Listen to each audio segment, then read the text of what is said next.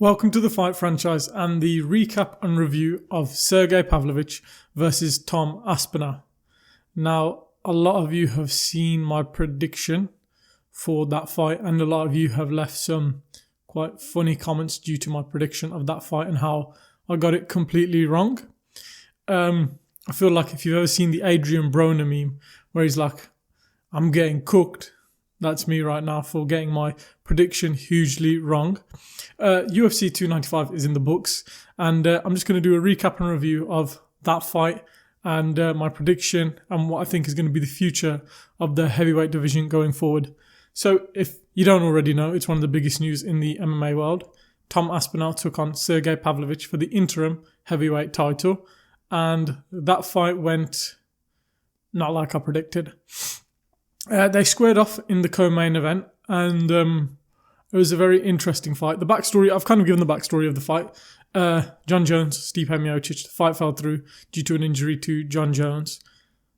Stipe didn't want to fight anyone, didn't want to fight Pavlovich, so he sat out, meaning the UFC wanted to scramble and not save the event, just make it a better event, and scrambled for a short notice replacement. Pavlovich was the backup fighter anyway, so he was ready for this fight. So they picked Tom Aspinall, who took the fight on 3 weeks' notice, which was one of the reasons why I went against him, because he's been out of camp and obviously Sergei's been preparing for this fight. And that's kind of the backstory.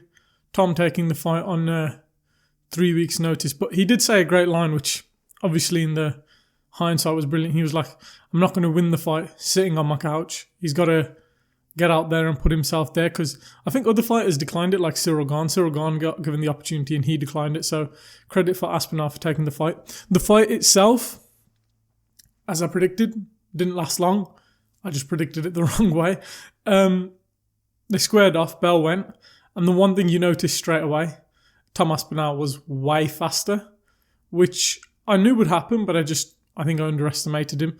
Tom Aspinall was way faster, throwing those leg kicks early on, and one of those leg kicks obviously caught Pavlovich quite good on the leg. And then they were kind of obviously within Aspinall's range, where he was back and forth, darting in, back and forth, where he was like trying to get in and out of range, and he was brilliant at that. I was quite amazed by his use of distance management, in, out, and he was never really letting Pavlovich get off on him. And then there was one moment where Pavlovich did land, and that's when I was like, oh God, this is just going to not end well. I think he landed, it was a jab, a really strong jab, and it didn't rock Aspinall, but it tagged him, you know what I mean? So he was gettable. And the fight went another 30 seconds. Aspinall was darting in out of range, which was brilliant. And then he got in range, clipped him, I think, with a 1-2, and then the right hand got the temple of Pavlovich, rocked his equilibrium, he was wobbling. Follow-up shots, knocked him to the ground, hammer fist. Tom Aspinall is the interim heavyweight champion of the world. Credit to him, I was wrong. I predicted Pavlovich to win. I didn't want Pavlovich to win, I wanted Aspinall to win, being from the UK and England and whatnot, and myself being from England and UK. It's great to see. I want people from England to succeed. I want more English champions. It just means that for the future, the next generation can do it, and the next generation have got more inspiration and more people to look up to. And to have a heavyweight champion from England just makes us look even better. I underestimated him. I thought if Aspinall was going to get it done, it was going to be during using the wrestling, but he just got it done with pretty much relative ease, with ease. He got it done with ease. I think I overestimated Pavlovich. I think a lot of you have commented, which I'm getting cooked for, but I said he beat better competition in the recent times against Taito Ivasa, Derek Lewis. There was somebody else he beat, and I can't remember now off the top of my head. But I said he was Curtis Blades. He was beating better competition than you guys were obviously telling me. Those are like fat plodding heavyweights, which is what Aspinall isn't. He's that next generation of heavyweights. He's the evolution of the heavyweight MMA fighter now, and we're seeing different game from these heavyweights, especially with now Cyril Gane and with Tom Aspinall. And amazing win. I was completely wrong. Sorry, Tom Aspinall, and to everyone cooking me, who's saying, this is why you don't do predictions. It's entertainment at the end of the day. It gives you guys a reason to comment and take the mickey if you want and have a bit of fun. So I'm not really that fussed. He proved me wrong, and I'm happy with that.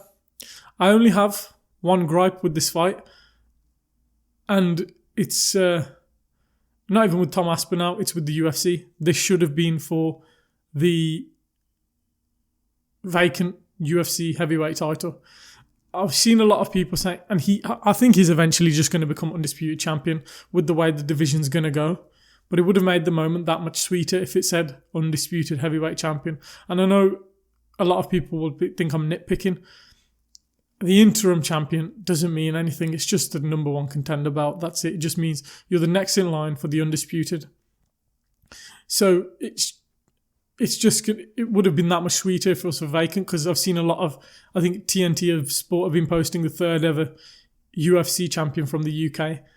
He's technically not a UFC champion. He's an interim UFC champion. There's only technically 2 undisputed champions from the UK. From England, sorry. So I'm just nitpicking.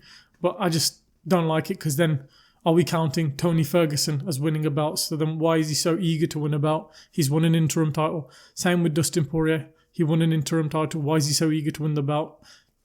Same with Justin Gaethje, won an interim title. Why is he so eager to win the belt? Because that undisputed means something. The interim title, everyone knows, it's just a number one contender belt. That's all it means, which is a shame, because it was a great moment. And if that was the moment that would have got him undisputed heavyweight champion, it would have probably been the moment of the year, which I think is unfortunate. But it does create some fun drama now going forward in the heavyweight division. A lot of rumours on what's going to happen next and predictions and whatnot. Jon Jones is rumoured to come back late next year, so after August, September, October time, around then. October is notorious for being the Abu Dhabi card. I don't think Jones is going to fight in Abu Dhabi, which means maybe September. Maybe September we'll see Aspinall versus Jon Jones.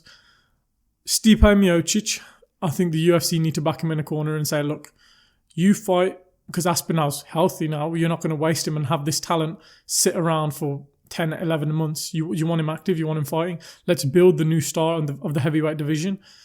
Aspinall needs to defend his interim title or make this title now for undisputed gold against Stipe Miocic in March, or the co-main event of UFC 300, or even the main event. But I think we know who the main event of UFC 300 is going to be, Conor McGregor. But get him on that card and get him fighting. Or April time, UFC London, pay-per-view. Get that and get Tom Aspinall headlining against Stipe Miocic, fighting for the vacant, turning his interim title to the undisputed title, because we're not having this Jon Jones, Stipe Miocic when they come back and both retire. Jon Jones needs to fight the winner of Stipe Miocic and Tom Aspinall, or he needs to just fight Tom Aspinall. There's no Stipe Miocic in this now. I get he's the heavyweight GOAT, but you've been on the sideline now for 2 or 3 years now. It's not good enough. Get Jon Jones versus Tom Aspinall. And this is the best chance we will probably ever see of somebody beating Jon Jones. And if Jon Jones passes this test, then there's no denying him. He's undisputedly the greatest ever, and I don't think it'll be hard for anyone in the future to touch him if he beats Tom Aspinall. But looking at that, looking at his performances, looking at the way Tom Aspinall moves, his wrestling, his striking, he's got the power advantage, he's got the size.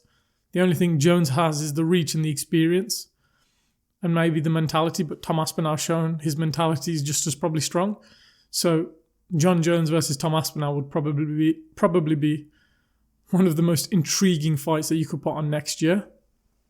Do I think Jon Jones takes that fight? No, because Jon Jones, I think, sees Khabib not running off but leaving without a loss. Jon Jones knows he's technically not lost. I know he's got that DQ loss, but nobody counts that. And I think he wants to do the same. He wants to ride off in the sunset without a loss. So, yeah, that's going to be real fun. I think get this belt active and get the heavyweight division active. I think they might even do Cyril Gane versus Tom Aspinall. To be honest with you, I don't want that fight, because if Cyril wins, and I know I wouldn't predict Cyril to win right now, but Cyril's a really good fighter and stars make fights. If Cyril wins that, we don't need Cyril Gane versus Jon Jones again. We want Tom Aspinall versus Jon Jones. So the fight to make, March, April time next year, Stipe Miocic, Tom Aspinall for the undisputed heavyweight title. When Jon Jones returns, he fights the winner of that. that's kind of my review of UFC 295's co-main event. What did you think of it? I know a lot of you probably got the prediction magically right in hindsight and all butchered me in the comments, but fair enough, I got it wrong and hold my hand up, I was incorrect. I don't know what's next for Sergei Pavlovich, back on the bike and hopefully some more KOs for him. But it's good, we've got a healthy, happy heavyweight division. And hopefully we get some big fights coming soon. What did you think of the UFC 295 co-main event? Did you find it as interesting as I did? And did you think it was just as good as a co-main event as I did? And did you get your prediction right compared to me? Put that down in the comments below. Leave a like if you enjoyed the video. Subscribe for more MMA and fight content coming soon. And more kind of in-person vids like this coming soon. I hope you enjoyed the video and we'll catch you in the next one.